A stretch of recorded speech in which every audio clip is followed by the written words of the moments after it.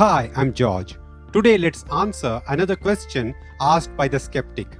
The skeptic says that in Genesis chapter 1 verse 3 it says, "Let there be light." So God creates light and separates light from darkness, and he separates day from night. This he does on the first day, which is mentioned in chapter 1 verse 3 to 5. Yet he did not make the light producing objects, the sun, the stars, until the fourth day, which is mentioned in Genesis chapter 1 verse 14 to 19. So the question skeptic is asking is, how could there be evening and morning on the first day if there was no sun, the source of light, to mark them? Let's look at the answer. One simple answer is that for evening and morning to occur, all we need is light and the rotating earth. The source of light, however, can be anything.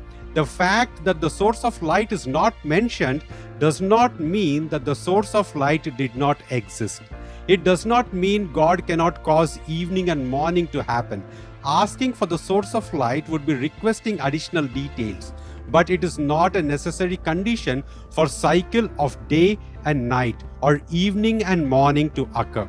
Imposing a demand for a specific light source is an external requirement imposed on the narrator of Genesis 1. Including these details would not make the account more perfect and convincing.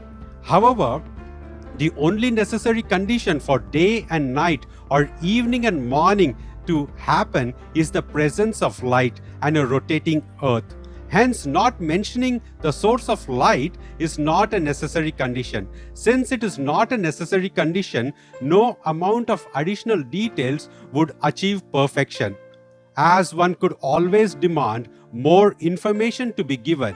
Given such a situation, no book could ever include all the details that may be mentioned. Further, this question assumes that God is bound by the present world and its natural order. However, the Bible declares that God is the creator of all the natural order that we see and experience. For example, Genesis 1:1 says, "In the beginning God created the heavens and the earth." This shows that God is not limited by the current state of creation. He is the cause of its origin.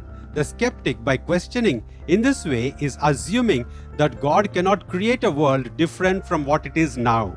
If we assume this, we would also have to assume that the creation of a new world by God, as mentioned in the book of Revelation, would be impossible. In Revelation 21 verse 1, we read, "Then I saw a new heaven and new earth, for the first heaven and first earth had passed away." This indicates that God's ability to create is not constrained by the existing order. The Bible clearly declares that all creation is dependent on God, rather than God being bound by his creation and its order. For in Colossians chapter 1 verse 16 and 17 we read, "For by him all things were created. All things have been created through him and for him. He is before all things, and in him all things hold together." Nature is as it is because of God's will and creation. If God wanted, he could have created it differently, with different natural laws, as indicated in Jeremiah chapter 32 verse 17, which says, "Ha, sovereign Lord, you have made the heavens and earth by your great power and outstretched arm. Nothing is too hard for you." Since God made it, he could have made it any which way he wanted. Hence, the limitation we place on God based on our current understanding of natural world do not align with the Bible's portrayal of God's omnipotence and sovereignty. Having said this, to answer the question about the source of light for the first 3 days mentioned in Genesis, we should read it in its context. For this, let's read Genesis chapter 1 verse 1 to Genesis chapter 1 verse 5. Genesis 1:1. "In the beginning God created the heavens and the earth." Genesis 1:2. "The earth was without form and void, and darkness was over the face of the deep, and the Spirit of God was hovering over the face of the waters." Genesis 1:3. "And God said, 'Let there be light,' and there was light." Genesis 1:4. "And God saw that the light was good, and God separated the light from darkness." Genesis 1:5. "God called the light day, and the darkness he called night." and there was evening and there was morning the first day. To explain what the source of light was on day 1 to 3 would be speculation. Please pay attention. I'm saying to explain the source of light would be speculation. However, if you read Genesis chapter 1 verse 1 to verse 5, we can be absolutely sure the light was present because God created it. Now let's understand it in its context. Genesis 1:1 says, God created the heavens and the earth. That is, all outer space and everything in it, and the planet Earth. In Genesis 1:2, this planet Earth was without form and void, and there was darkness. The location of this darkness was over the face of the deep. The Hebrew word for deep is Tehom, which generally refers to and represents a chaotic, unformed state of existence. Essentially, the condition of the earth as mentioned. So we can conclude that the location of the darkness was the surface of the planet Earth. When there was darkness on planet Earth, in Genesis 1:3, God said, "Let there be light." And there was light. Next, in verse 4, God saw that the light was good.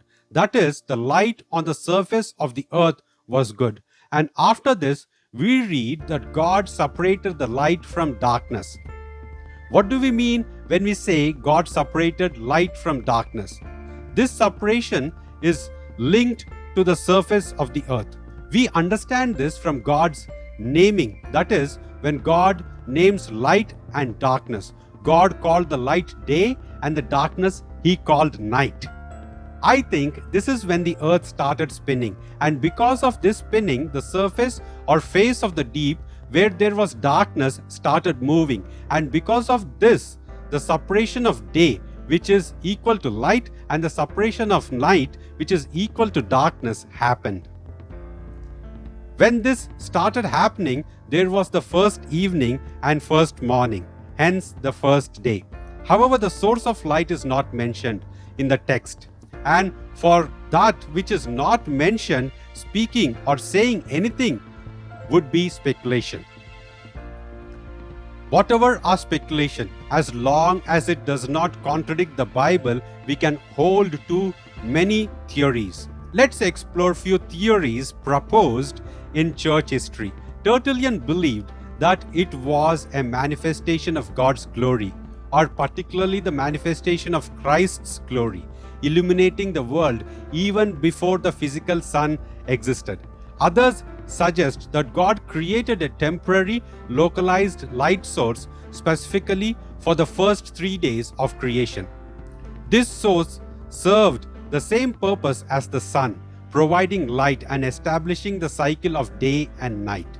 Some Jewish rabbis have proposed that the light was God's Shekinah glory, a physical manifestation of His presence that filled the world with light.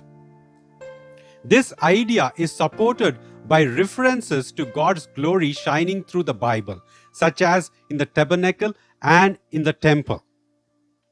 There's also a view that light was a type of proto-sun, which God later repurposed into sun and stars on the 4th day. The present 20th century view may be divided into two broad perspectives. One perspective is that the light on the first day could have come from a source outside of Earth, like an initial light from a Big Bang or another astrophysical phenomena.